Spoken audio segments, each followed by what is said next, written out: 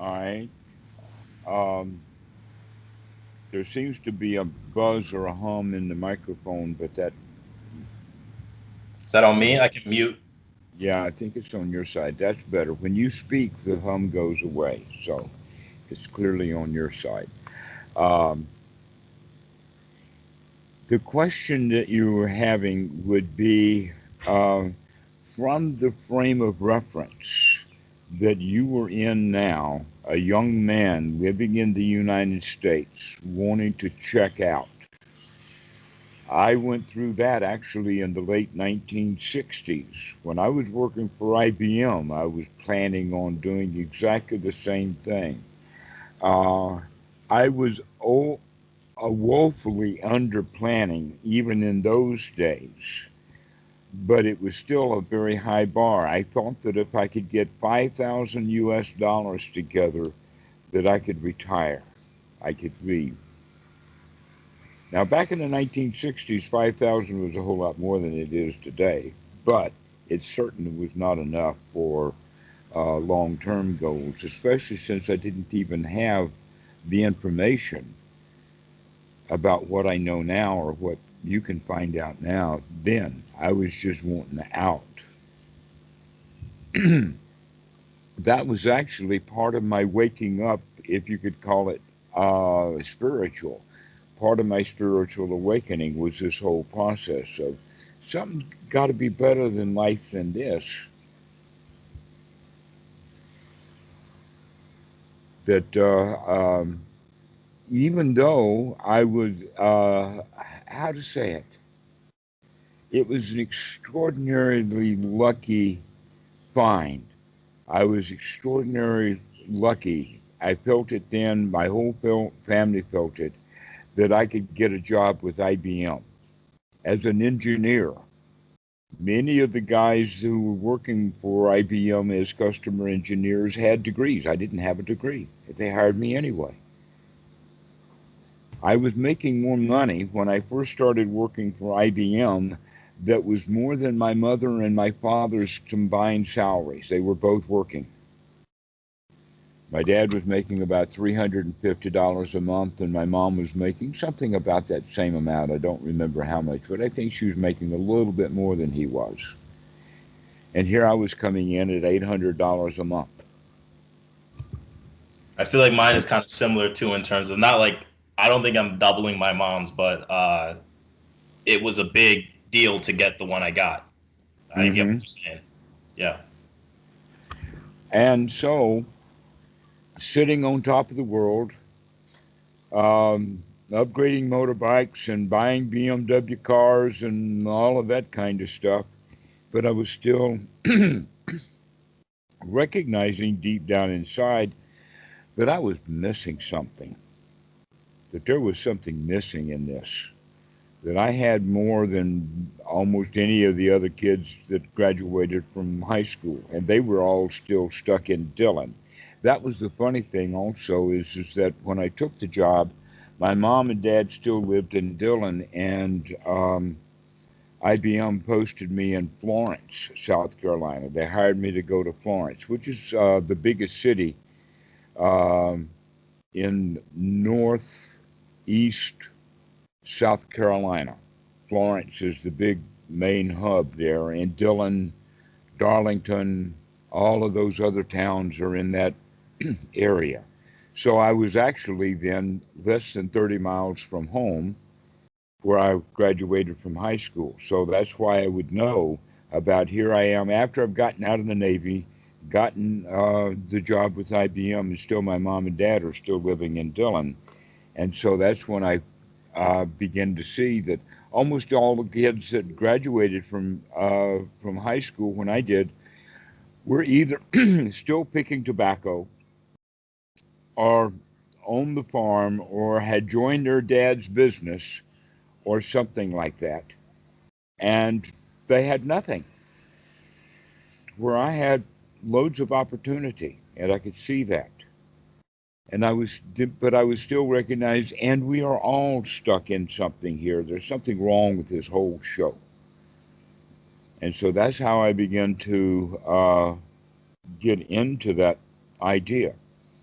And so, quite naturally, without knowing much of anything about Buddha, in fact, I had read Light of Asia by Christmas Humphreys and was not particularly impressed with, with what I got out of that book. Very magical and whatnot like that. And I was already, let us say, uh, for years now, being dragged to church by my mom and not being impressed at all with Christianity, either what they taught or who they were or how they behaved.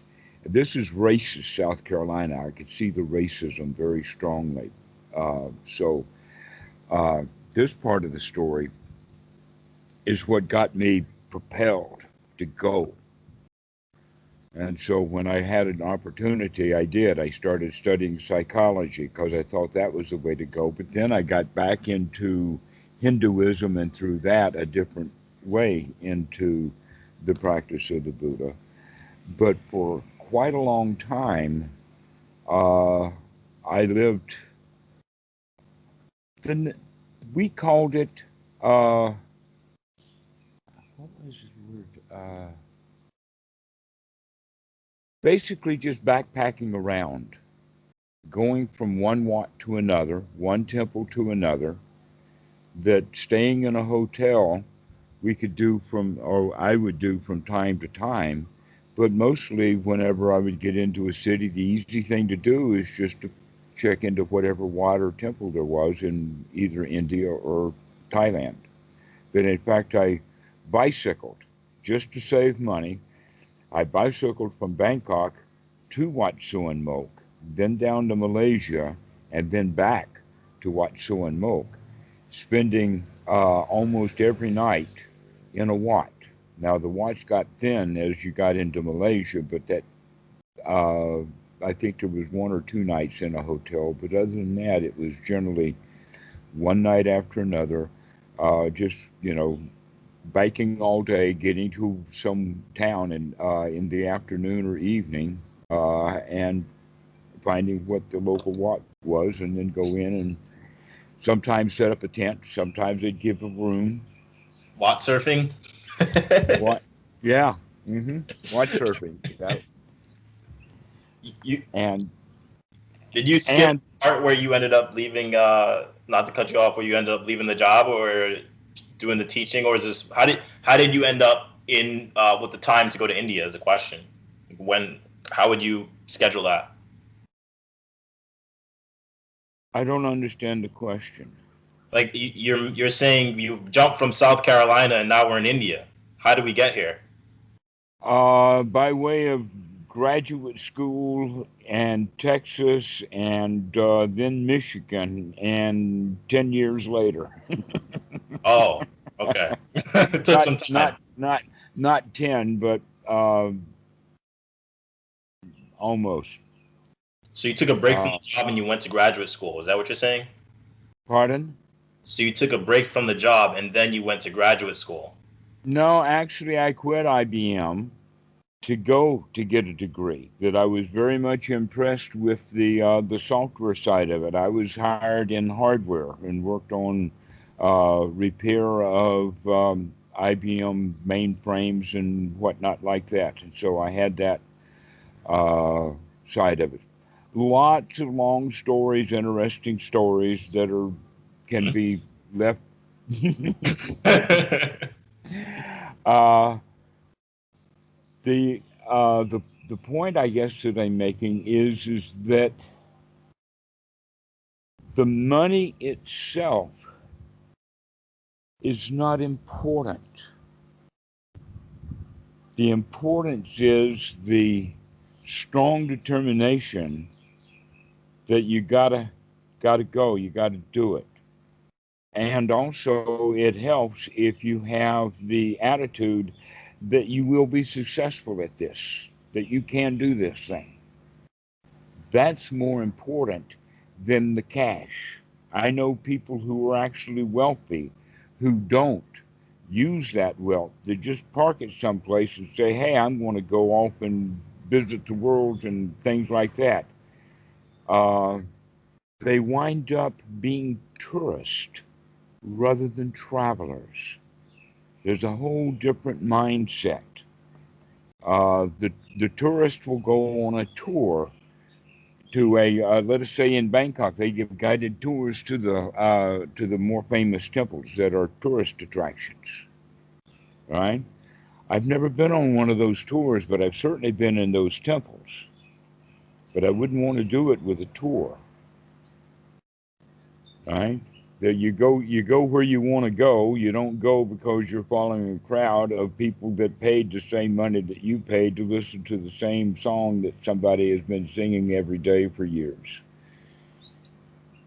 So that that part of it then is a different mentality of beginning to get out of the Western mentality completely. As if you were now no longer a resident, you're always a visitor. Wherever you go and whatever you do, you have both the quality of feeling very much at home and also very much uninvolved with, as if you were a guest, in any of the politics of the locals. And so we don't we begin to change that style of mentality. And you're right about the four requisites. That in fact, the tent on the back of the bicycle is just enough housing.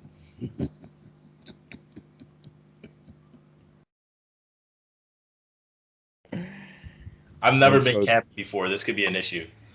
uh, I'm a city boy through and through. This could be a problem. uh, no, that's not a problem. The problem is the fear of the unknown. You've not done it before. And because you haven't done it before, you're not sure if you can do it. I'm sure you can do it. You'd be better off than I was. Why do you think that? Because you've got a whole lot better foundation of knowledge and guidance, and you've heard my stories, and uh, uh, don't make some of the same mistakes I made, kind of thing. Hmm. So, um, and I can point you in a lot of different directions within the world of low rent. Okay. That I've toured the United States in a 1976 Dodge van, for one thing. I just talked with Eric about that because he's out on Roundabout too. He's now in Prescott, Arizona. I just talked to him, Wow. and so Jeez. he's out doing it. He's been to Mexico and spent. I think he's probably going to go back to either that or Atam Mayata when he gets back to Seattle. Wat Atamayata, that exists? That exists, right? Actually, the whole name of the Wat is Wat Atamayatarama, Okay. That's a very but cool they name. but they just call it Wat Atam. Okay. Achan Reet is there. Reek? Achan Reet. Okay. Now, why they get that name out of they don't. In fact, they get the English out of the Thai, and the English winds up being very strange with an Ritthi is how they get it into the English, but his name is pronounced Achan Reet with a rising tone. Reet. Like Tony the Tiger says, they're great. Okay, so yeah, Achan Reet is there. Um, he's a big fan of Bhikkhu Buddhadasa. There's a lot of Bhikkhu Buddhadasa in the United States in these various Wats. I was gonna say Atamayata sounds very big of Buddhadasa. It sure does. Well, Wat Buddha Dhamma in Hinsdale or whatever West something, they've got the name of it changed. I don't think that they changed location. They just probably changed the address for some reason or another. I've already sent that to you one time. Yeah, you did. Yeah. And also Alan. Uh, He spoke. uh, but I don't know who's there now. Alan showed me that there was a scandal, gosh, 15 years ago or something, and that's about the only thing that's left on the internet is some scandal. Some lady didn't like what the monks were doing. Hmm. I think she was a Western woman who was married to a Thai, Hmm. and she just did not understand how things operated, and so she got into courts at battles court suits. I don't know any of the details about it, but I do know that that's long, long ago history. Yeah. And so if you run across anything like that, it's no longer a scandal. Never was one much, but it made the newspapers. Yeah. Yeah. So that's one place. I mean, you don't have to leave Chicago. You can just start visiting one Thai temple after another and keep going back to the ones you like the most. And So after the a while, you advice. begin to spend the night or two there, and then maybe a weekend or two. And pretty soon you're holding a weekly class of meditation and teaching the Dhamma and beginning to fit right in. You don't even have to quit your job until you actually move in. When you move in and start spending every night in the Wat, then that would be the time to quit the job because you don't need it anymore. Yeah. That I didn't know about myself, and that didn't actually exist when I was on the spiritual journey, thirsting for it, and back, let us say, in the period around 1970. But now there's a lot of Thai, Lao, Cambodian, a few Burmese, a few Sri Lankan Wats in the United States that are housed by Asians. Really. And there are, so, So do you yeah, recommend? Sorry. Go ahead. yes, I would recommend that. I would recommend that you become very friendly, almost as if it would be like a courting relationship with a girl. Exactly like that. In the sense that you have a date, then you have another date, then you have a weekend together. You know, that's the way you go. Go slowly, but find the watch that you like. And you've got so many. I think there's more than 10 of them in the Chicago area. So you should have a lot of fun just moving around and playing around with those watch. And that Yeah. would be the easy way to do it. You could do exactly the same thing with a plane ticket to Thailand. But then it's not 10 or so watch to go visit. You've got literally 20,000. Wow. 20,000. That's really how many there are. Actually, I'm not sure how many there are, but I have heard that there are 20,000 watts that no longer have a monk because Really. the monks tend to congregate together. And in the old days, there would be two or three monks out in the woods, and they'd make a watt, and people would come and bring some stuff. And now those old watts, there's one of them that I was very familiar with. The name of it was Wat Pangboa, and that was on Koh Samui. It was, let us say, a 5 minute walk to the beach. It had its own lagoon, and all the buildings and kutis and everything were just falling apart by then. This was a Wat that Ajahn Po stayed at when he was a young monk. Mm. But no monk stayed in that Wat anymore, partly because the tourism had started to build up, and somebody had built a disco that was too close to the Wat for people to want to stay there. But then the disco went out of business, but the Wat was already falling apart. And that's when I got there in the 1980s. Since then, that Wat, I think, has become property that's part of the international airport on Koh Samui, which means that it would be very difficult because they always build a fence around the airports. And so this Wat now is inside the fence of the airport and would be very difficult to get to. But if you could, you got a really nice place to hang out. Just no food to eat. That sounds like one of those things that you go to and check out, because like how the Buddha said you should go to the scary places. I'm just thinking of empty abandoned Wat. Sounds pretty creepy. Oh, I was going to tell you about that. This happens with the Lao more than the Thai. This is a Laotian tradition that I'm about to talk about, and that I saw it in Denver. I saw it in Amarillo.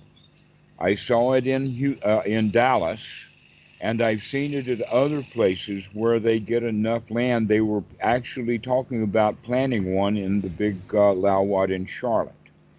And that is that they build a big, big warehouse kind of building with the understanding that over time this building is going to be populated, and upon first glance it looks like a dormitory with bed after bed after bed after bed after bed lining this wall, that wall, center walls, all of this.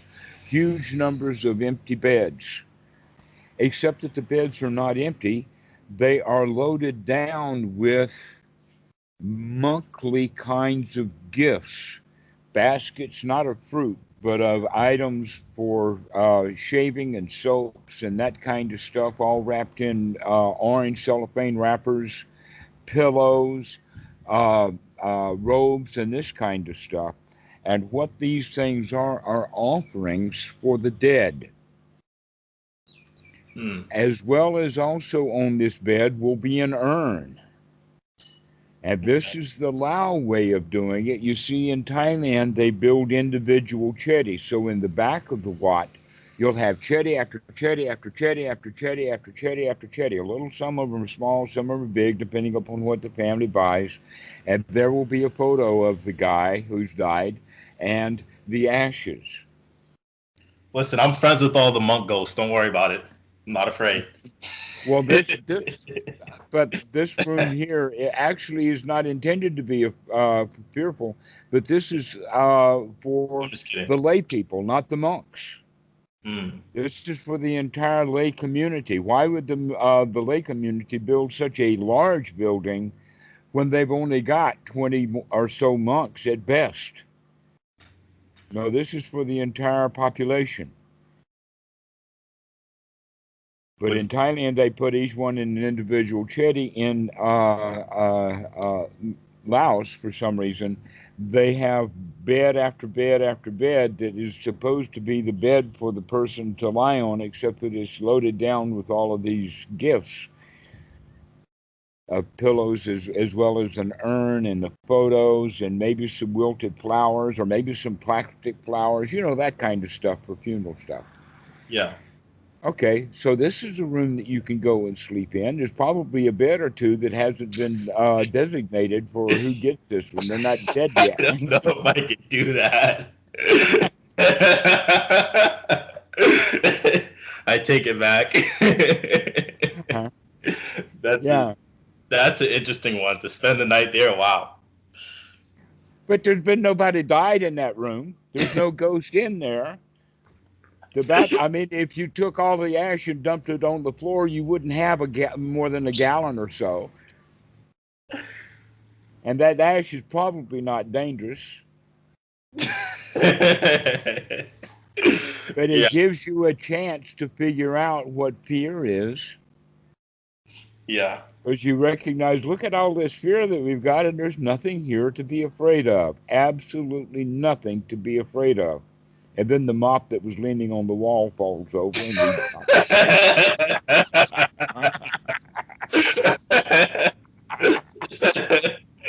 I'm not there, man. I don't know. Wow. Okay. So there are opportunities in the United States now that were not there many, many years ago. Not only that, but the Asians are welcoming. This is not a shotgun wedding, as it were. Okay. They're not going. It's not like walking onto ISO property or to private property. That the Watts are actually considered more or less public property. But there will be some hurdles. There'll be language barriers and cultural barriers. That the Thai people go to their Thai Watts, the Lao people go to their Lao Watts, so that the Lao people there can do Lao things that they can't do in the United States unless they're around other Lao people. That's part of the reason why these Lao Watts are there, is they're as much a cultural center as they are a Wat. And if you did have a cultural center that was like Laotian or Thai, naturally it would be a Wat, because the Watts in Thailand are the cultural centers here too. Mm. And so all of the old ladies, this was especially true in the Lao community. The old, and this was not just in one town, but this was all over the place. It just seemed to be the norm that the old Lao ladies would do their best to get the most authentic roadkill, weird animals, strange plants cooked in strange ways. That was the old Laotian way. In other words, they were trying to recreate the old Laos, even if they had to specially import. But surprisingly enough, the grocery stores in every community were often there was an Asian grocery store. There's great, in almost every city, and that those grocery stores are often run by Vietnamese who also specialize and will have a Lao section for stuff. It's very interesting like that, that they've got their own kind of thing so that they import this stuff just so that they can show off. And so the way that I said it was is that I was always perpetually a student of Lao food. Thai Mm. food, I got that one mastered. But Lao food, I'm still a student of Lao food Yeah. because they could come up with some really strange stuff. So these are Jello that had weeds in it and all kinds of things. weeds. Yeah, little strands of, what the hell is this? Is that what Vendibot is like? You got to eat like whatever comes and like, even if. Yes, except that at most Watts, the monks get back together again and then they share amongst themselves what they have, plus there will be additional food brought. Or maybe even in big temples like at Watso and Milk, they had their own kitchen, right? Mm-hmm. And so just because you collected this in your bowl this morning does not mean that, one, you have to eat it all, or number two, you can only eat this. Neither one of those are rules. Yeah. Okay. But there is a strange story that makes it weird in the sense that when the Buddha uh, passed a provision where he didn't want the monks out at night, one of them complained because for him that was the best time to go out on Pendabat was when the people were eating their dinner. And I guess that there were some complaints about that. And so the Buddha says, let's not go out at night to get food because that's when they're eating dinner. Let's wait till the next morning and go get their leftovers. Okay, and so this monk complained about that, and the Buddha says, well, you don't have to eat it just in the morning, that you can actually get all the food that you want. Go on Benderbat and stay on Benderbat all morning. Get 2 bowls of food if you want it. And then you can have it all day and eat all you want all day long. But at night, when you go to bed, you dump it out and give the rest of it to the animals because otherwise the animals are going to come get the food and maybe you too. And so you Yeah. dump the food out before you go to sleep at night. So you don't keep anything overnight. And Mm. so that's the way of looking at it. But when you eat, is not the issue. And so Wakalabojana doesn't have to do with the time of day you're eating the food. It has to do with the time of day you're collecting the food and where you go to get it. Mm-hmm. That rule actually came about when some monks had gone to, let us say, the equivalent of a state fair. They went to the state fair. 4 or 5 monks walked into the state fair. And they come back with so much stuff that they take it back to their fellow monks and say, look at what we've got. And they share it all around. And some of the monks says, I don't want this stuff because this is not the kind of food that you get from the households. This is party food. This is stuff that's sold at the fair. Where did you get this? And they told him about it. And that's when the point came, is that you don't go bothering people when they're trying to do something else. Yeah. But the people who were there were bothered by the monks. They had to stop their going to the fair stuff in order to go and buy food and give to the monks. And that wasn't appropriate for the monks to have been there at that particular time. Mm-hmm. That's why it's the wrong time. But actually, it's not the time of day. It was the wrong event or the wrong place, time and place. So that helps you understand that. But other than that, yeah, the monks eat communally. And I have had things put in my bowl like a half-eaten banana. I've had a small fish that are about this size, and you turn it over, and all you see is the bones because somebody's eaten the first half of it, and they didn't eat the second half, so the monks got it the next morning. Wow.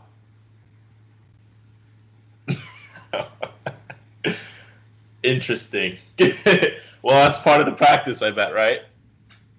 Actually, the practice that I had coming from my snooty, high quality position, remember that I started with IBM, and now I'm a computer scientist and big whoop de doo, and I make more money in an hour or a day than these people make. And now I'm letting them, or I'm going to them to get my food. And so that whole quality of status, I had to recognize, wait a minute, there's no status here. That this is different. They don't think of me as who I'm thinking of me. And how dare me think of me as that way when I'm out here just humbly getting some food. Yeah, that makes That sense. that was an issue that I had to work on. That it wasn't the fact that the food was of low quality. It was the fact that these people were generously offering it to me because that's all they had, and they were still being generous with it. And here Yeah, I'm holding my nose up. Your gifts are not good enough. right. Wow. Yeah. Well, that's a that's a really interesting story. What's coming to mind, I remember I have like a memory as a kid that like I'm remembering like as a kid, like I think I wanted to I had in my mind like being like a traveler that you were saying like when I was a kid. Something like that. Like thinking about uh probably from Well, some how many cartoons did you see with a guy with a stick this long with a bandana that's got tied on the end of it? He's got it throwing over his shoulder, and he's just off on a trip. Right, that's the monk. like on the boxcar and the train, like Right, the hobo from the yeah. 1930s. We don't have hobos now. We have homeless, Mm, and the yeah. cops keep clearing them out. Well, the cops cleared them out of town in the 1930s, and that's why they would go to the railroad yards. It's because it was hard for the cops to clean them out there, as well as down in the woods and whatnot like that. My dad was part of that back in the 1930s. Yeah, the hobos, which is now the homeless, because we got the same problem. They didn't solve the problem, but the Yeah. mentality of the people has changed. So Yeah. that in the old days, people actually felt the freedom to just go and see and take a boxcar and just go all over the place. Yeah. Now they don't do that. For one Yeah. thing, it's hard to get the boxcars, but the other one is the people don't feel the freedom to They just go. seem destitute. Pardon? They just seem destitute. The hobos that I was thinking about, like as a kid, is probably more like, just going out and like seeing the world and traveling and like, going Hmm. on an adventure. There was a code that the hobos had that they would mark a house. They would mark the mailbox or the picket fence or something like that with chalk to say these people are mean. They don't go here, or these people have this kind of food and they're generous. Hmm. And just a little sign here and there. And so there was a kind of internet of signs that were left with the hobo community. I don't know any hobo history, so I didn't know that they would go to people's houses. They did that? How you going to eat? Homeless people don't come to people's houses nowadays. Well, they'll get shot nowadays. Yeah. Times have changed. Times have changed, exactly. But this wanderlust doesn't. And that wanderlust is actually, in a way, part of the spiritual practice of the spiritual journey anyway. This is why we talk about it in the sense of a pilgrim. Out Mm. on a pilgrimage, going someplace, going from holy site to holy site. Mm. So this is an old tradition. Humans have been doing this for so long. Some have been quite famous at it. Marco Polo, for one. Mm. Yeah. Hmm. Yeah, Wow. let's go see what's over that mountain. Let's go over there. Have some bravery. Yeah. So that's what I'm talking about. It doesn't have to do with how much money you've got. It has to do with, are you ready to go? Yeah. That's a good point. Uh huh. Because guess what? You don't know what the future's going to bring. You don't know what money you're going to need. You don't know what choices that you'll be making with or without money. And yet the Western mentality is all about the money. It's the money, money, money, money. Can I get enough money so that I don't need so much money anymore? What?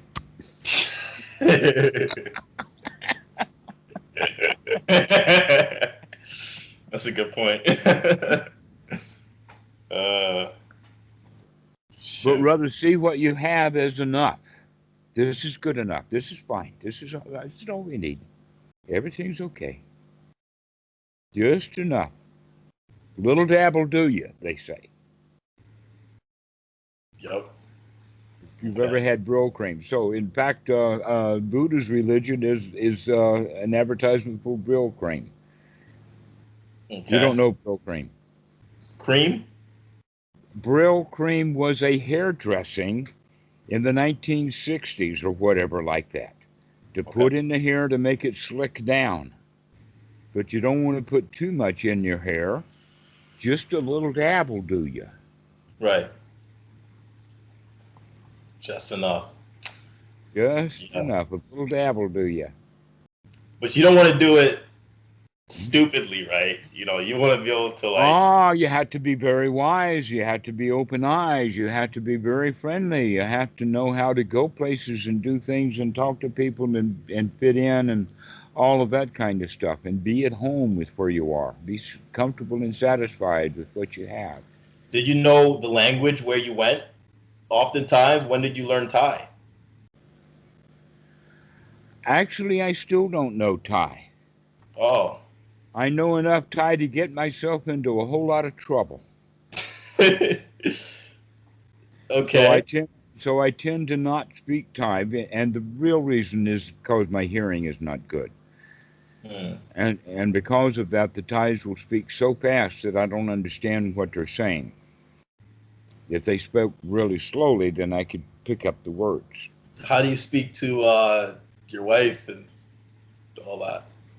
We together speak a language that is often referred to as Tailish. Okay. which is a mixture of English and Thai and pointing and figuring out things, and sometimes coming to the internet and using Google Translate, and Yeah. sometimes we put in images. Like the last time it happened, it was years ago, and the joke is about a helicopter. I won't tell you the joke, but here I am going to Google, typing in helicopter image, and showing. And she said, "Oh yeah, I know. All right." So, but without that image, who knows what a helicopter is translated to in Thai? Yeah. That's funny. Things like airplanes are easy. Crewing bin, because the word bin is to fly, and crewing is the word for machine. So flying machine is the word, but um, a helicopter is a flying machine, but it's not an airplane. Yeah. But really, it's the speed of the language that's the problem. When they slow it down, I can begin to understand better.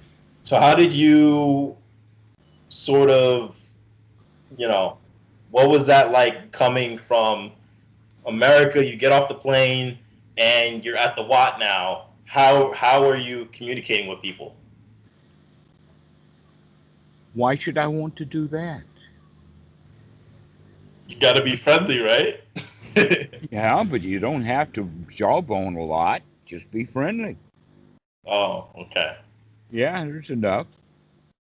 Doesn't take a whole lot of. If you're going to be enemies, that takes an awful lot of language and an awful lot of words.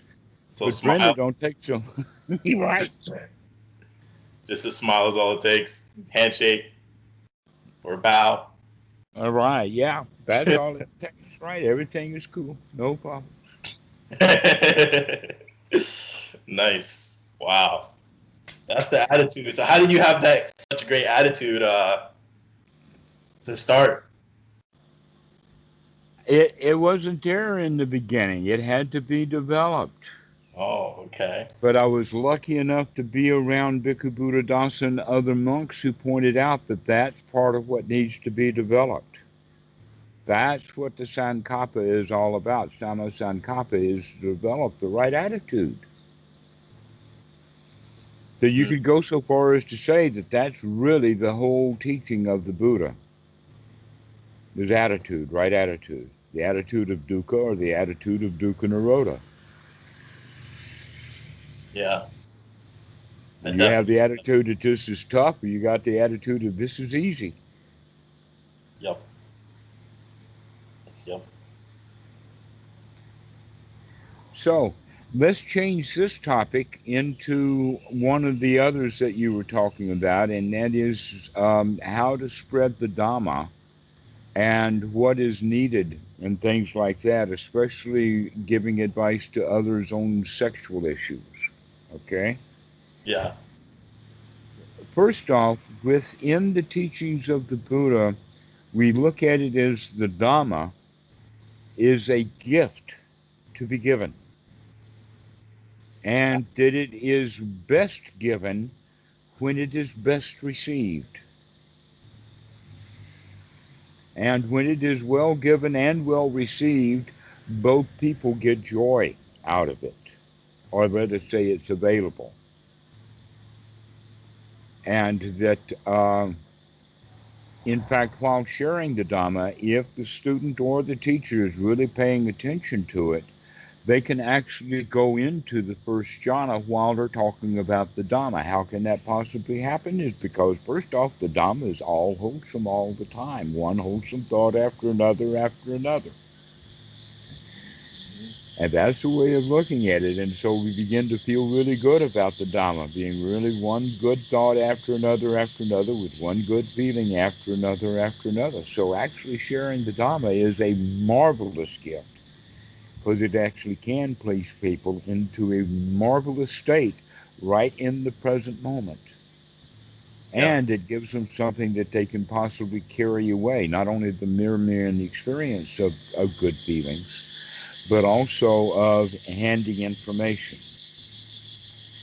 However, Westerners, coming from their Western mentality and critical and whatnot, often give advice in the form of what is right, what is wrong, what is should, what is could, what is critical.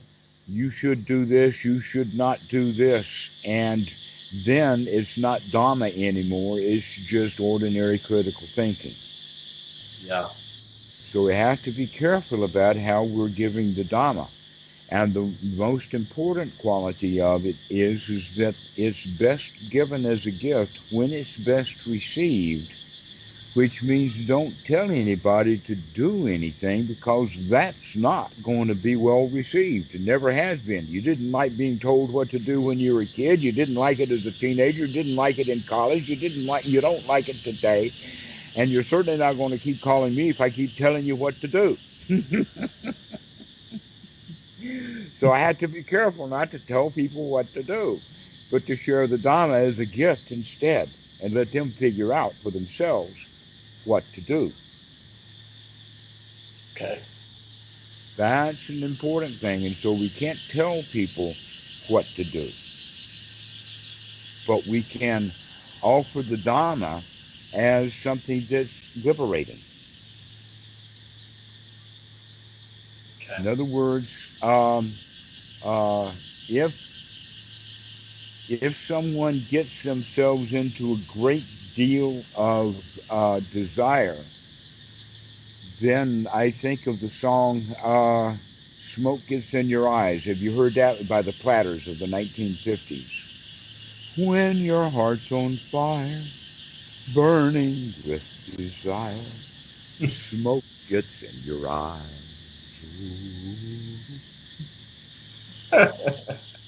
Okay. I never heard it.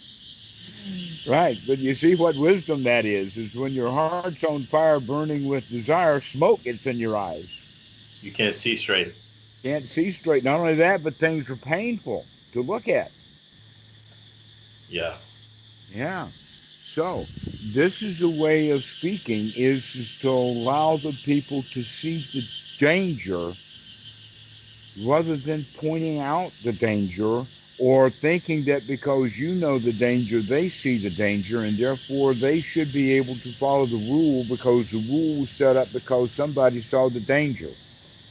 That's like when the road is out, right? And it's dangerous for people to fall into that pothole, so they'll put up a truncheon, a sawhorse kind of thing that's got stripes on it so that people can see it. All right? Yeah. That's all the rules. Guess what? The whole world is filled with the human minds of human people that have all of those roadblocks up all over the place. Yeah. All kinds of places that people have designated as the being dangerous.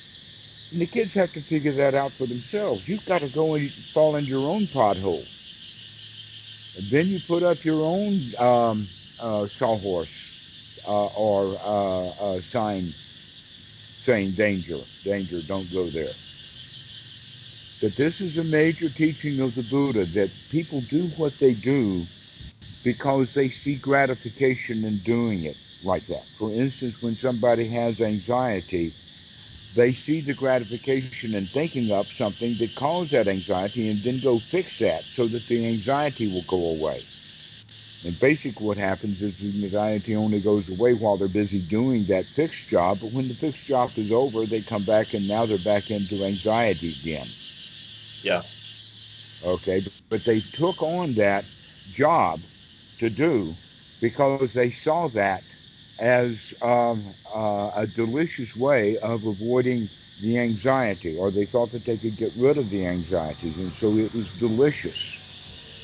This is what we mean by the gratification, that we do things because we have been told and we expect results. If I do this, I should get that. This is the gratification that we're looking for. Now, in regard to sexual activities and whatnot, generally sexual activities for one reason or another are associated with danger. There's dangerous things that can happen. Now, in modern times, those dangers have been modified by medical science. But in the old days and the time of the Buddha and before that, sex was always downright dangerous. Okay, you could, if you had sex, you could get killed by the father-in-law. If the girl got pregnant, she could die with a baby. Women were chattel property. If that girl is wound up without all of the necessary equipment upon her wedding day, then she may get wound up dead on the doorstep of her old man who should have been protecting her. You see all of this old stuff that's come into modern society, all the old dangers that all the religions knew about. Instead of talking about it in the sense of what the dangers are, they talk about it in the sense of these are the rules, kids. You can't do that until you get married. And the kids say, well, yes, I can do that. But now the kids are not warned of the danger. This is why abstinent only sexual education doesn't work, is because they're not teaching the dangers, or they're putting the dangers in a spiritual world rather than letting the dangers be real. Because the dangers still are real. It's just that we're able to mollify some of those dangers now, but not all of them. That sexuality and sexual stuff is continues to have a lot of dangers to it, including the relationship itself. That the man and the woman come together and they get familiar, they get used to each other, and then one or another of them will wind up with some wanderlust, which is quite natural, and one of them wants out of the relationship, and so the breaking up of the relationship winds up being fraught with dukkha, and it takes a whole lot of wisdom to have a good divorce. Very few divorces are good divorces. Almost all of them are, let us say, uh, it's like bread that's been sliced with a knife because of wisdom versus just being torn apart. And that's really what happens with relationships. These are just torn apart. The way one end of the loaf is torn away from the other end of the loaf. This is the problem, then, of relationships that a lot of people don't understand. The Buddha talks about it in this way. Uh, there's actually the name of a sutta. I think it's number 87. It's in the 80s someplace. 86, I know, is the Angulimala Sutta. Anyway, the name of this sutta is grief comes from those who are dear.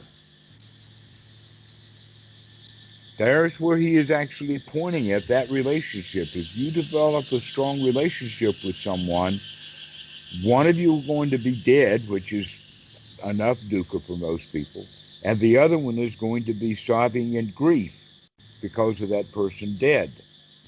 Now, that person dying can be because they left the house, they went to work. But if you've got an abandonment issue, when that person leaves, you feel abandoned from them, and therefore you start to grieve. So that people who have an abandonment issue, they will cling really tight to a relationship, causing that the other person in that relationship to really want that wanderlust or that freedom very quickly. And so people who have abandonment issues go from one torn relationship after another, and it's very difficult for them to establish relationships because they need one so badly. Okay, so there's a lot of stuff that can be understood about this, and you know the particular situation a lot better than I do. But dwell on what the dangers are that he can see as dangers. And the way that you can get that is by asking questions. Don't you think it's blah blah? Or what do you think about that? So that they can actually, by answering those questions, begin to think about it, to begin to see what is dangerous. Because only after we see the danger can we begin to see the escape. Yeah. Well, the situation in this case was about he was looking at some of the benefits of abstaining, is what we were talking about. Um, is what he was thinking about, like taking this challenge on, and I was looking at it and I was thinking, I mean, yeah, I think that's like a step in the right direction, essentially, but like from the perspective of if you're not like practicing like being satisfied, it just seems like a really good recipe of just being a really dissatisfied, abstaining guy. That's exactly right. So in this regard, the danger is that he will abstain in a way that gives him a whole lot of suffering. Like he wants it, he wants it, he wants it, he wants it, and then I know you can't have it, no, you can't have it. I've set a rule, this is a challenge, and you see all of that one up, one down parent saying, no, you can't. And the child saying, you watch. No, you can't. You watch. Yeah.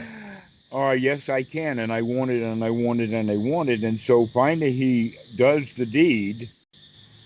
And now he's going to be full of remorse because, I mean, he set a rule, didn't he? Yeah.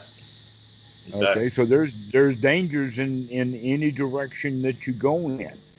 So you have to make sure that he understands the dangers. That's the way to teach the Dhamma is so that they can understand. Don't try to point out the dangers so much, but you can dance around them so that he can figure out the dangers for himself.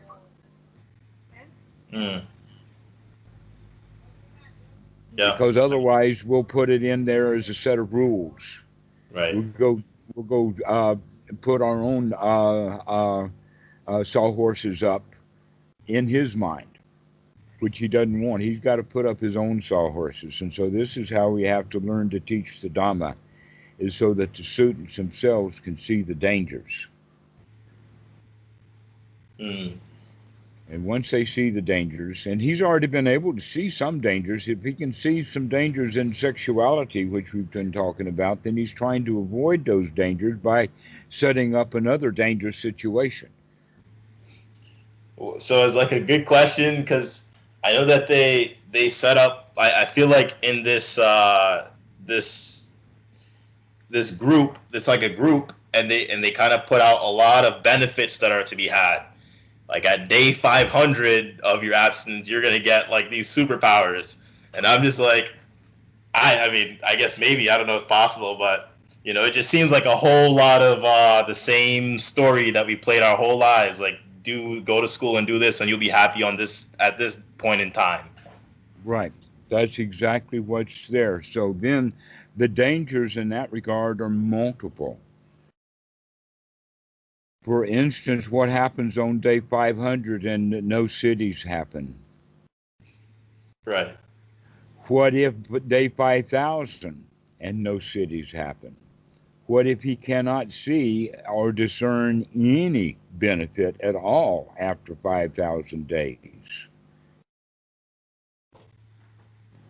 Also, there is another kind of danger, surprisingly enough, and that danger is prostate cancer. Do you know that even though there is so much, let us say, publicity and news about pedophilia in the ranks of priests within the Catholic Church, but one of the things that they don't advertise is that prostate cancer is rampant among the priests who abstain from sex, don't have it, won't get it, and then their things down there start to rot away from lack of use. Yeah. Yeah. So there's got to be a middle path in there someplace. Yeah. Okay, so that's the danger that you can point out to this group that, hey, there's an awful lot of Catholic priests that go a whole lot longer than 500 days. 500 days is only about a year and a half. You know, priests that have gone for 15 years. Yeah. They've gone for 5,000 days and they still have nothing. They don't even have any little boys. I mean, they've got nothing. Yeah. They're not particularly happy. They don't have any particular magical powers. If they Yeah. did, they'd fly out of that church, but they don't.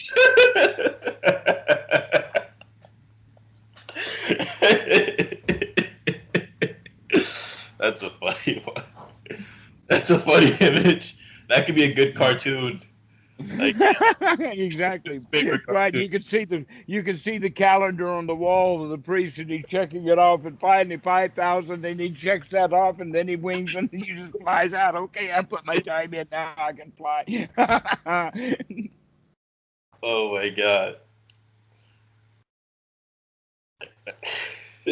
So there's a lot of dangers when people put pressures on themselves like that to do without something that's natural ingredient. We need to deal with it naturally at a natural level. Now there's the other side of the coin that we'll talk about, and that is that look at the sales and the promotions and all of the stuff associated with Savalas and uh, what is it? Viagra. Viagra Dang. Right. That's what they have in Thailand. The Dang means red. Viagra red means that it's manufactured in India. Mm, But okay. elderly men want that product. Young men don't buy Cialis. Young men don't buy Viagra. You don't see them in the commercials. There's always those guys that have got a little bit of graying hair, even though they're very handsome. Even in the commercials, they'll have the makeup artist put a few strands of gray hair in there to point out that Viagra and Cialis is for old men. Yeah. Well, now, wait a minute. Aren't these young men saying, wouldn't it be nice if that equipment down there didn't get up and bother me? And now here the old men are going around, and the darn thing don't get up and bother them, and they take pills to make it get up and bother them. Yeah. So it still has a whole lot to do with attitude. That in fact the whole concept of celibacy is that concept of doing without in order to get a future reward. That's practiced in Catholicism, is practiced in Hinduism, is practiced in many places. And you could also go so far that with Buddhist monks that they kind of sometimes practice it there. But there's another attitude that you can take, and in that sense, you don't call it celibacy. You call it freedom. Freedom! Yeah. Right? Why? Because I can see where I'm going without having my heart get on fire, burning with desire. Yeah. Right? Because when our heart's on fire, burning with desire, then we can't see what we're doing. That's where I feel like I'm at with the whole situation. But yeah. Or again, I don't know. That's the I mean it just seems it just seems foolish to think otherwise at this point, for me at least. Like, it just seems like you're hurting yourself if you go and you, the whole point of the Dhamma, the whole point of how, of the second noble truth, is this liking that's followed by this desire, that's followed by this sense of self that wants it. Right. So you are and inherently just hurting yourself by driving towards, especially if you pursue it. At that point, if you're pursuing it, then you're just saying, you're asking for trouble. uh-huh. Exactly. Well, you see, you've been working through that stuff over the course of the time in the past few months that we've been talking together, and you've been able to see that for yourself. He probably is not going to be able to see it as clearly as that yet. So he has to be able to see clearly that many of the things that he wants are dangerous. For instance, um, he's making a choice about long term. He's not saying, oh, I can resist the temptation right now.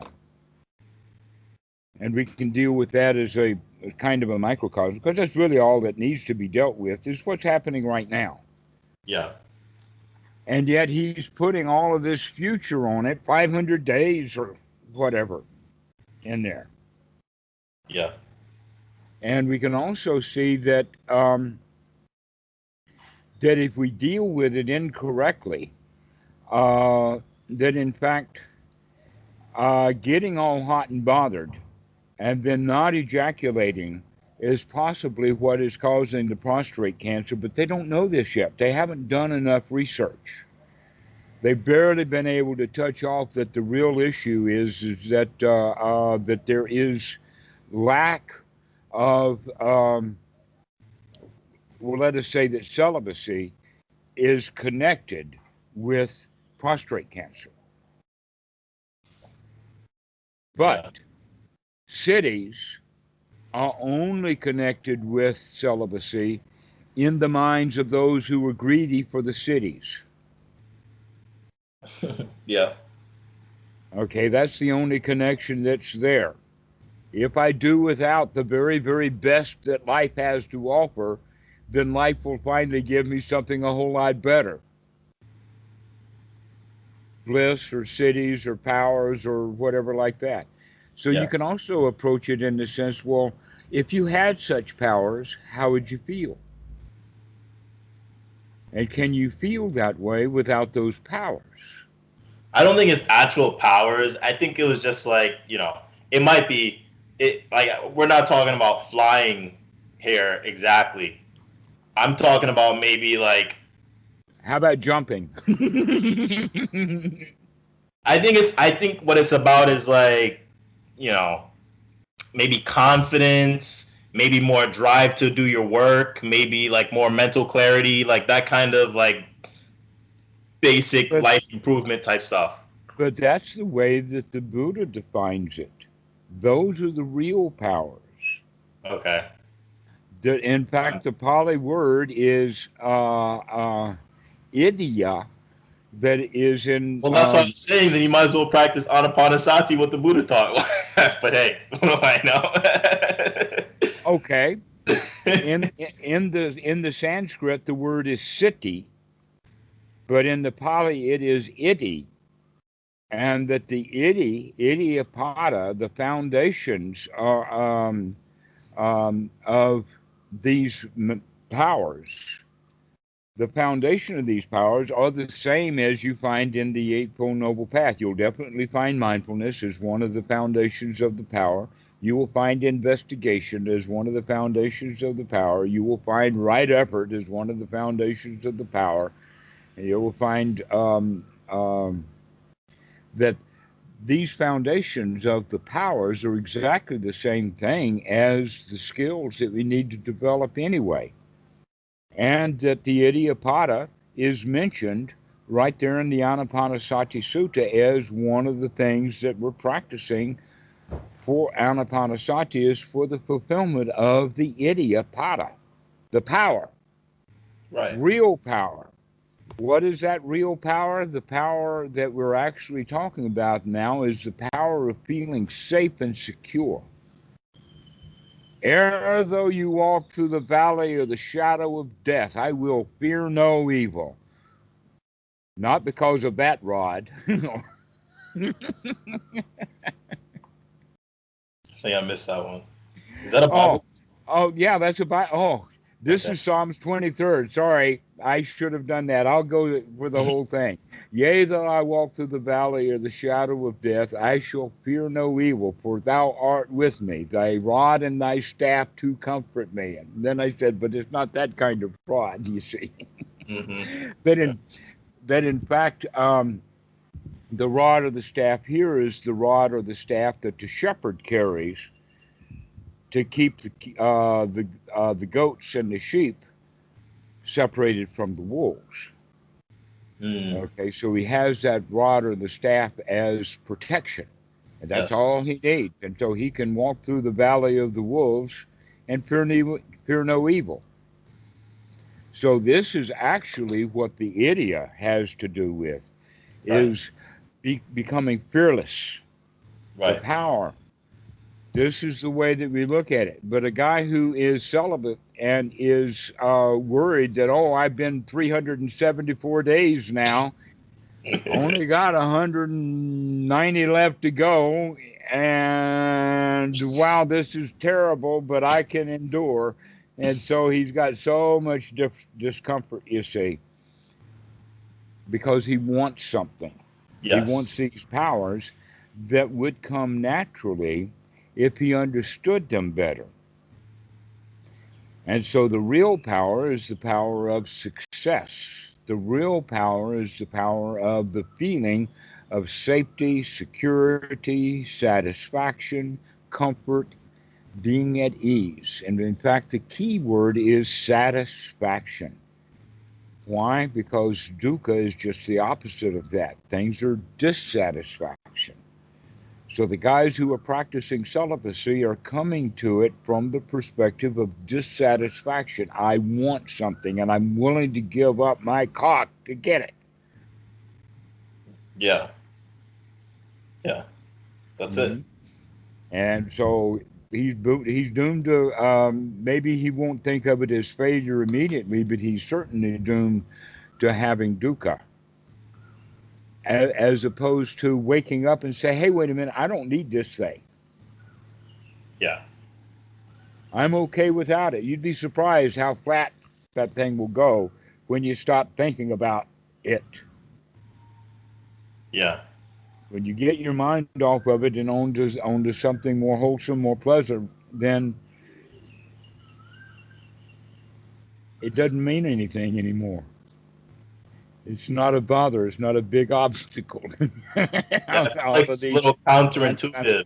A little counterintuitive to say like this is the like I don't know. I guess it's kind of like a not to do list at the same time. But if you make it a big thing, then it's kind of like it's gonna come. You're gonna think about it. Now I can't do this thing.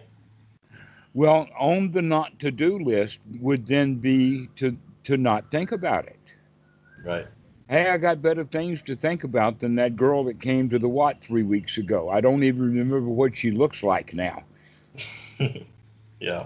Okay. So out of sight, out of mind. And yet in our culture, He likes that phrase. Maybe I should just tell him that. what's that? Out of sight, out of mind. That's what he would say a lot. Okay, well, if that's the case, if he knows that much about it, then withdrawing from the society and not being around women, not seeing them on the internet, not seeing them on the TV, not seeing them dancing or shaking their booties or advertising or anything like that, that he completely secludes himself from it, things don't get out of hand or in hand, whichever. Yeah. That's funny. So yes, out of sight is the right way to do it. Is again seclusion, Hmm. and then it's not so much of a bother. But living in the world with all of that advertisement, and it floods the mind, invades the mind, and remains, and Yep. things tend to build up from there. Yep. Wow, so many puns today. Build up from there. I know what that is.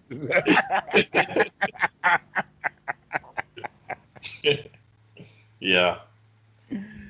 Yeah. I noticed that.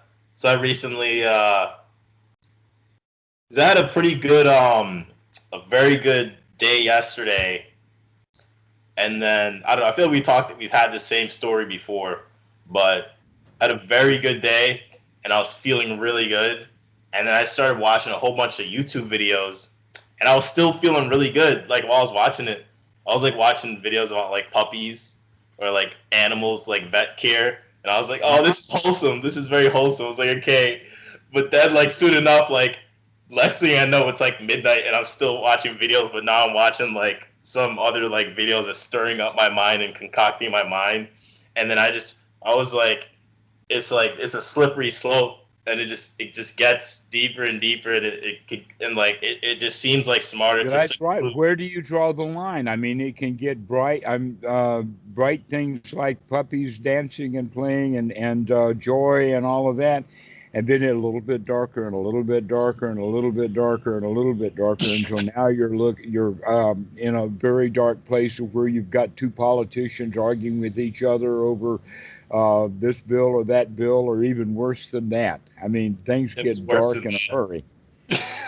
hurry. I went from puppies to just like guys arguing on the internet. It was really bad. Um, and so I don't know. After that, I just saw like how good of a day I was having until I did that. I was like, wait a minute. Like maybe what I did was I went on my YouTube and I made it so that I only like look at my subscriptions, and my subscriptions are like Dhamma stuff, and then one like race car guy. So I left it at that. Mm-hmm. Yeah. Well, uh, in the beginning, it is very, very useful to stay away from arguments and discussions that two people have when each one of them is holding a position, because they're not going to be able to convince each other of anything, and all they can do is make you, while you're watching it, feel bad and perhaps confused. Or you'll take a side and yes, you agree with this guy, and then you don't agree with this guy, and all of that. It's better to leave those kind of discussions alone Yeah. unless you're already beyond it. And the way to get beyond it is by being able to turn it off or put it down at any second. Yeah. As soon as you recognize that this is no good from this mind, and off you go. I started to see that, and when I saw it, I think it was actually kind of valuable because it seemed like it applied to not only just watching arguments and stuff, but I could almost, I don't know, in my mind, it's like at this point, what's happening is like, why did I go there in the first place? Is the first question I asked myself. Why did I even pick up the phone in the first place?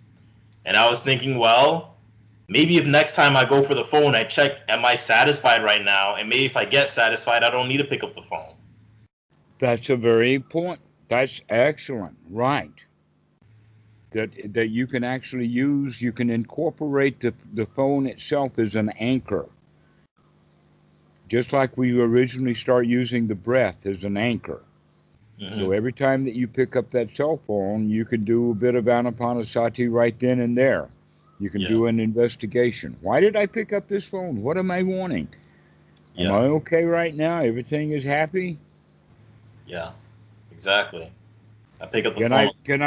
Can I make a check? Can I make sure everything is okay? Yeah. And Exactly. then we can continue doing that while we're on the phone, because there's more than likely something unwholesome going to come back. I mean, the whole internet is based upon that. Arguments, unwholesome, critical thinking. We got to make this thing better and better. We got to find out where the lies and where the truth is. Another thing I noticed is what it felt like. They say.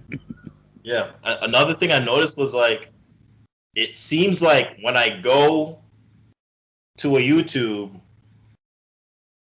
I mean, maybe it's not the same when it's a Dhamma video or whatever, but like when I go to a movie, I go to a video game, I go to something else, it feels like what I'm doing is offering my mind, like in my hand, like, here, do what you will with it. Like, concoct my mind, please.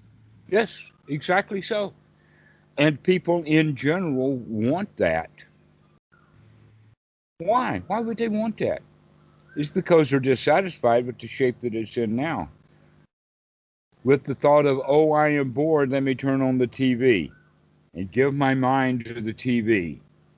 Right. So exactly. that will take my mind away, and then I don't have to deal with it anymore. But then they determine how you feel. Exactly so. So they can just take a sledgehammer to it and they often do. Exactly. I only want to give my mind to the guys that I trust, like, you know, Santikaro and Big Buddha. Then don't watch shampoo commercials. Who? Don't watch shampoo commercials. Oh, yeah. Good point. Yeah. Unless, of course, they're advertising a shampoo that you could use on a crusty old bear, and that's who they show you getting shampooed. Normally, they don't show a crusty old bear or a dog getting a bath. They find the cutest young girl that they can find with the longest, silkiest hair, right? They do that on purpose. Yeah. They do it with the idea that girls, if you buy this, you'll look like this girl on TV. Hmm. And to the boys, they say you can have a girl like this on TV if you buy our product. Yep. And nobody believes any of that, but they still wind up wanting that girl or wanting to be that girl. Yeah, that's why it's time for me to get away from it all pretty soon here. Hmm. Yeah, so the ads are the worst. So your city guy who is wanting to practice celibacy, keep him away from the television. I'm just gonna tell them out of Keep sight, it like out of mind. small, right? Out of sight, out of mind. Exactly. If you don't see her, you don't think about her. Exactly. There you go. Yeah. So the next thing I wanted to talk about though was Anapanasati and make sure that I'm practicing correctly. Okay. I don't know. It's just like because recently my sit today, I find it interesting like how I mentioned like yesterday I was like really good, and then like do you find that like after you take like a path like of not being mindful that it takes like you got to get back on the path kind of, even if it's just like a half a day. I guess you gave me a good analogy with that one time. You remember the piano player, and he says if he doesn't practice for one day, the the maid will notice.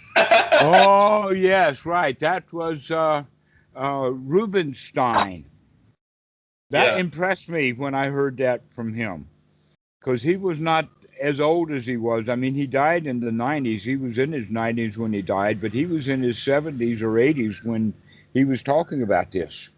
That if he misses even a day of practice, he'll know it. If he misses 2 days of practice, the housekeeper will know it. If he misses 3 days of practice, the dog will know it. yeah, yeah, And so, yes, we can see that way within our own mind. Is except that with the practice of anapanasati, um, kind of the thought that comes often is there it is again, yeah. I did have that that. in breath, right there it Mm, is. yeah, Of I noticing it over and over and over again. Yep, there it is, that in breath. yeah. I was kind of like yesterday. I was kind of impressing myself a little bit with like my because I actually like I think that I watched most like a lot of my breaths like for like the beginning of the day for the most part, like most of them, but just like not even necessarily sitting down, but actually just anapanasati throughout the day, just like watching the breath, and I thought that was really great.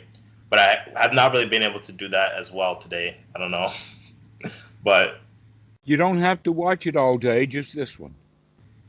just this one, yeah. Just this one. There it is. There it is. Okay, just this one. That's what I'm gonna go by now. Yeah. Um, so with my anapanasati practice, what I do is now what I'm kind of looking at is like I obviously want to start seizing the breath. I think sometimes I feel like I'm not sure about if I'm spending too many mind moments seizing the knowing that this is a long breath because it really shouldn't take that long to know. Just be like one, like just know that this is a long breath. Or do you like really try and be like I don't know? I feel like I try and say it like say like this is a long breath. Like that's helpful to like fully comprehend that this is a long in breath. But um, I feel like you could also just kind of tap in and just touch in and know this is a long breath, okay, and then on to the next. Well, when we are actually taking the long, deep in breath, and we know that it's a long, deep in breath, that's actually a thought. It may not be a verbal thought, but it certainly is a mind moment of paying attention and what's aware. In that regard, you know that this is a long in breath, and that you know that that's the only thing that you know right now. That this is what we're thinking, is this is a long, deep in breath, and then the mind might start up in something verbal. The Mm, question is that when it starts into the verbal, is this verbal wholesome or is this verbal unwholesome? But so long as you're actually paying attention to the breath itself, you don't have to worry about what kind of thought it is, because it's going to be a wholesome, because it's right here now watching the breath. That's a wholesome thought. The unwholesome is coming when we go into the past or into the future or into the thinking or whatever like this. But this particular moment is okay when we're thinking about the breath. But generally, the mind will start up. The okay. question is, does it start up wholesome intentionally? Because you can actually intentionally start it up with having good, wholesome thoughts about the breath itself. Wow, this is a nice breath. You can begin to describe the breath. You can begin That's to describe. that was my next question. So like in terms of but skill development and practicing and seizing at each step, I'm kind of noticing what I do like to do though is come in and say, okay, I could come in off the beginning and just saying like, okay, um, or at least maybe for more so the out breath, I would say the out breath. I like to go like and the like I maybe like to start with like the job is done, like and the job is done. I feel like really satisfied. Hmm. But then like maybe I'll get like in my mind I'll be like okay, but like and I also know that this is a long out breath, or like it's like am I ordering it correctly? Like should I say this is gonna be a long out breath and then the job is done, or is the job done and then this is a you know what I mean? What difference does it make? Or another way of thinking of it is that recognize that is a thought of doubt, a doubt of insecurity, a doubt I don't know which way to do it, Yeah, where in fact it really doesn't even matter which way you do it. But what is better is to choose one and do it without doubt. The doubt becomes the hindrance right then and there. And those thoughts of doubt, which comes first, the chicken or the egg, the whole show. yeah, yeah. All right. That's So recognize that doubt as doubt, and recognize the doubt as a hindrance. Asking questions in that state um, is is basically doubt. We can say if I'm asking myself questions about my practice while I'm practicing, then that's doubt, because I actually do know how to practice. Been over it and over it again. I've been successful before, so why should I be picking on this stuff when I could just be enjoying myself instead, yeah, trying to get it right, right? yeah, And trying to get it perfect. yeah. But we talked about that. We talked about slowing it down and getting the fingering right. You know, Uh huh. Uh huh. that's why I'm just like that's why I'm trying to like say like okay, like if I really break this down, if I really slow this down, what's the right way to do it? That's why I'm asking the question. Okay. Uh, the answer is that the mind is actually complicated enough to do more than one thing at a time, Okay. or at least it appears that way. In a mind moment, several things will have to happen, and so a lot can go in that direction of um, things begin to happen kind of together. For instance, it takes a while for a breath, and you can have a lot of different thoughts during that breath. But if you start to have thoughts about what should I do first or what should be done next, uh, is a doubt that keeps us from actually saying the things that need to be said.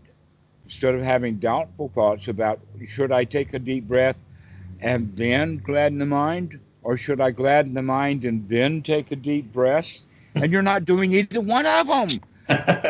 You're in doubt.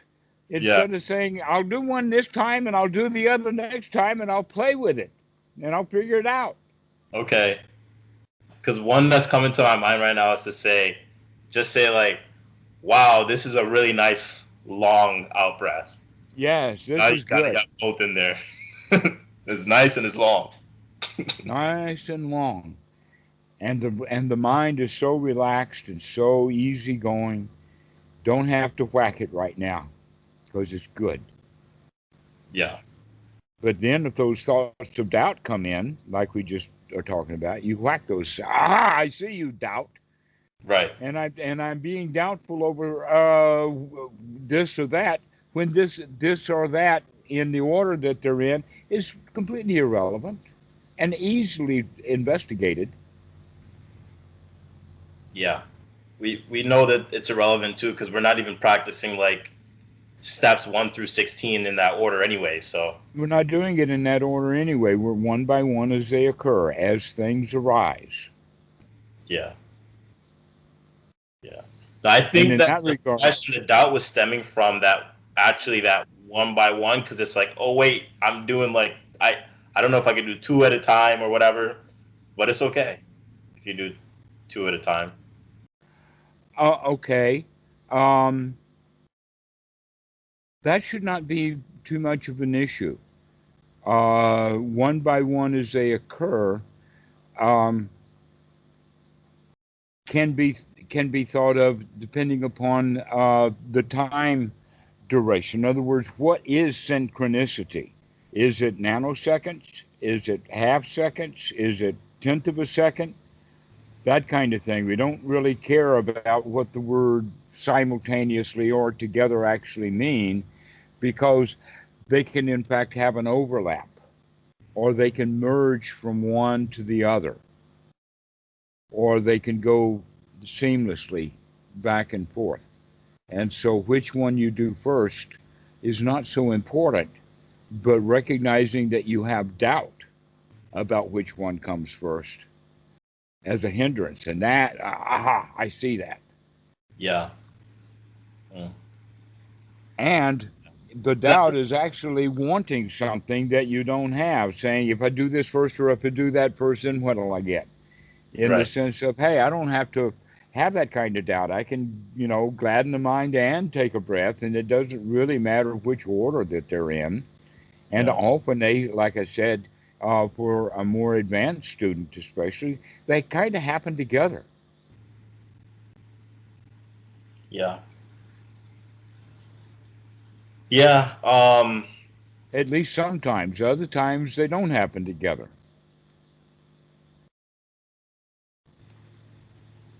Yeah. Because I think that what I might have been doing was like starting to think more about what I'm doing. Like, I don't know, think more about the steps. Like in between, like, okay, now move to this, now move to that. I don't know. I don't Okay, that's part of the skill development as these things grind in. It's not so important that you visit them in or out of any particular order, so long as you cover them all, or that you only cover part of them. All of these things become kind of irrelevant because eventually, over 5 or 10 minutes of practice, you're going to be touching all of them here and there. That you are going to see a nature, you're going to see things change, you're going to see that you're letting go and relinquishing. So even the higher steps of anapanasati will be there. But the one thing that we want to operate first is to understand that the number one skill is sati. That's the big one, to keep coming back, to coming back, to coming back. And When we're in doubt, guess what? Sati is not there, even though we think that there's sati there because we're actually practicing anapanasati. In that moment, what we have instead is confusion of doubt. So in that mind moment, there was no sati. But the next mind moment, there will be some sati, especially if the sati is coming. I don't care which order, so long as I'm bringing myself into a state of sukha. And so we could say then that sukha and piti are the jhana factors. But I wouldn't say that any of them are more important than the others, but they do kind of come in the order that you have to get rid of the hindrances first. And so even that hindrance of doubt about which one to do or another is kind of in the way of actually doing it. And so once the mind is completely free from the hindrances, now the thoughts are actually going to be wholesome, not going to be filled with doubt. And so naturally the thought of wholesome breath and the wholesome breath are going to be interjoined. They kind of come together. But if you're thinking, but if your mind moment has, which one do I do first? You're not doing either one of them in that moment. You're just in a doubt in that mind moment. Mm-hmm.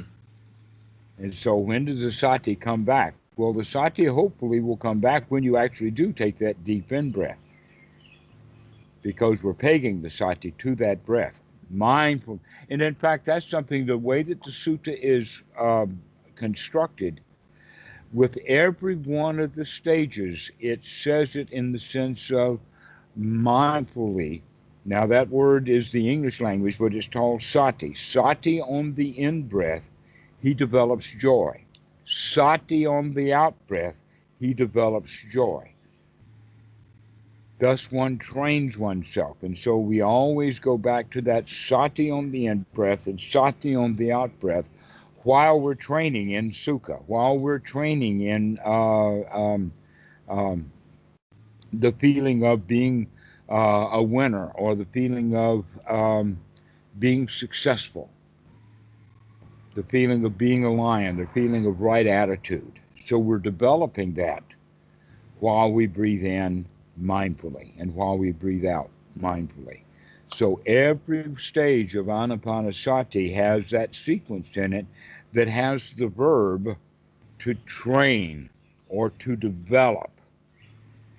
And also every one of them has mindfully breathing in, I train or develop to do this task. And then the next sentence will mindfully he will breathe out, training to do that. Yep. So mindfully he breathes in, training to have sukha. Mindfully he breathes out, training to have sukha. Mindfully breathing in to develop piti.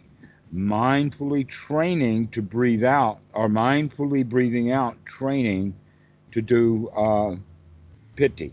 This is the way that it's actually stated in the sutta over and over again. Hopefully we get the idea from the Buddha, because we only have his words. We don't have his emphasis upon this other than the repetition of the words. That always in our language, repetition gives more emphasis. And everything has to be repetitive over and over and over again. We've already talked about Beethoven's Fifth Symphony. Yep.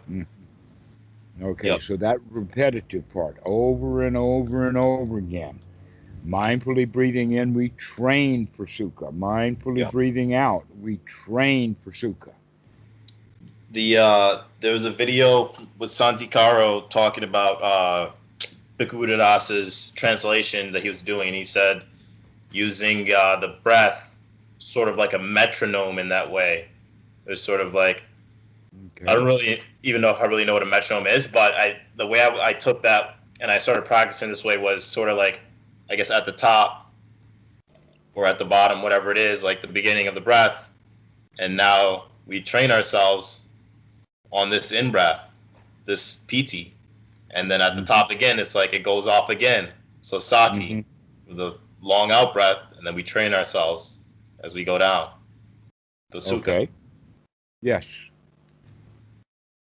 Yeah. Yes. Now, we don't have to do it in any particular order, but we do know that we do an in breath followed by an out breath, that we rarely do have an in breath followed by another in breath, followed by another in breath, followed another in breath. The only time that it ever happens, I think, is for tokers. For who? Tokers, like.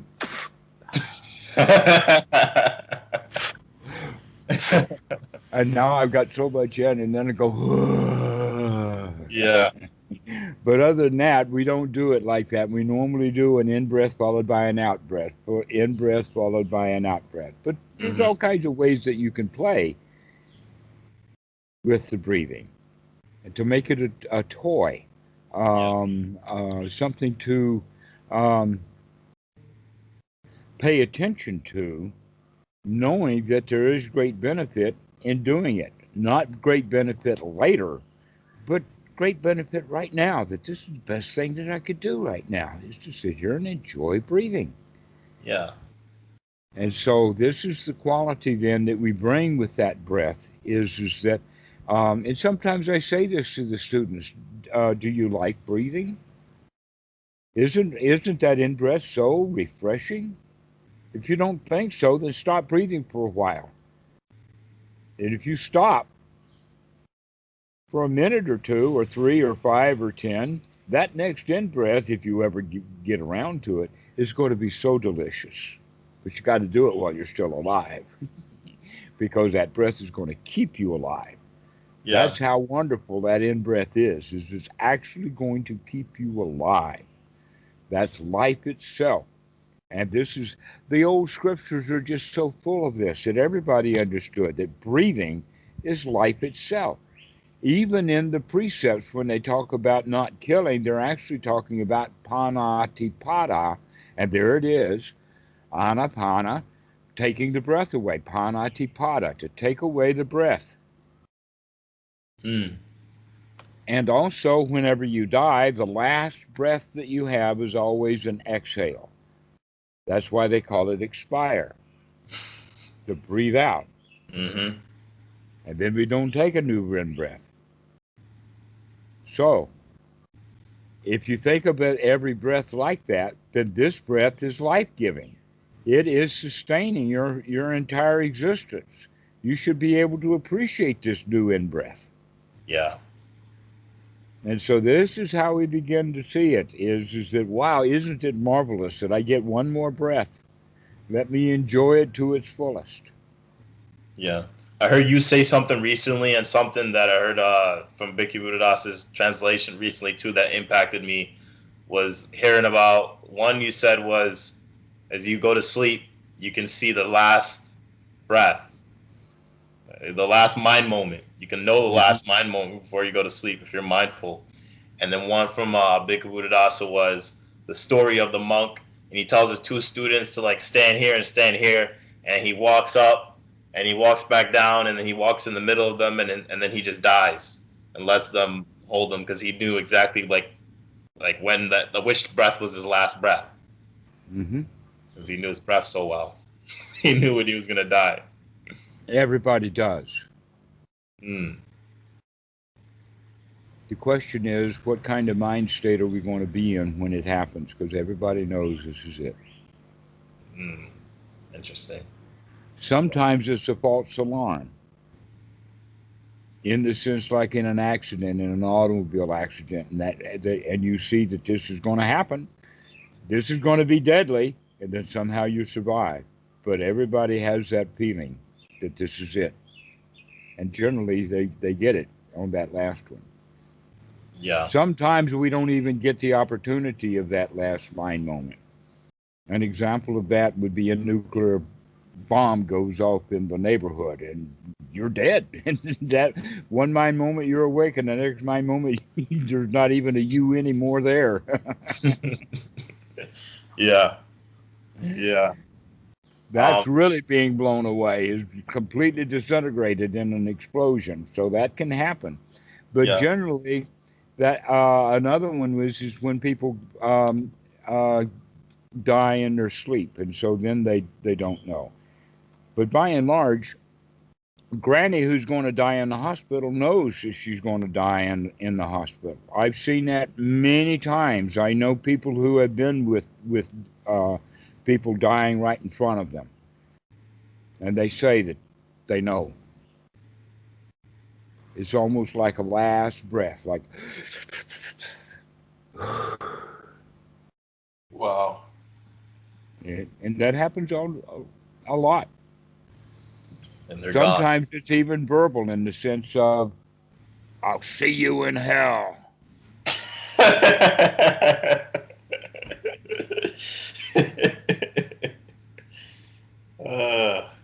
Yeah, that's quite the way to go. That's not the best way to, not the best way out. No, you know, I So we, I just wanted to mention before I hop off here, it's getting late, but um, I yesterday I remember there was like getting to sort of these states of satisfaction that was like very satisfied. It was like, wow, this is like something that, you know, it's like life. We should feel like this more often. It's like, this is why don't we feel this way more often? wow, this is great as one of the first ones, but later we get into, I can do this anytime. Wow, this is so great, and we can do it anytime. That would be nice. Anytime. Wow, this feels so nice. And we can do this anytime. Yeah. That's the knowledge. The real knowledge that, hey, I can do this, I can feel good anytime. I don't have to feel bad. I can take a deep breath and just relax. And I can I do that standing in line. I can do it at the visa office. I can do it while I'm handcuffed to the back of a patrol car. I can do it anywhere. I don't think I'm there quite just yet. Practice, my boy, practice. Yeah. I mean, like that, it was like a really deep, like, sense of like, wow, like fully okay, you know? Yeah. That's the practice, is to get into that state over and over and over again, and eventually thoughts of, I can do this. I really can. Mm-hmm. That we Yep. develop that winner's attitude. Yeah, I can handle this. Yeah. That's what I'm working on. Enjoy. In fact, don't work. Play. Yeah, good point. Good point. I got to get back to kindergarten here. I was watching your video on that. Kindergarten. All right, Keyshawn. Well, we'll see you later now. All This right. has been an interesting talk. Absolutely. Thank you. See you later. Bye bye.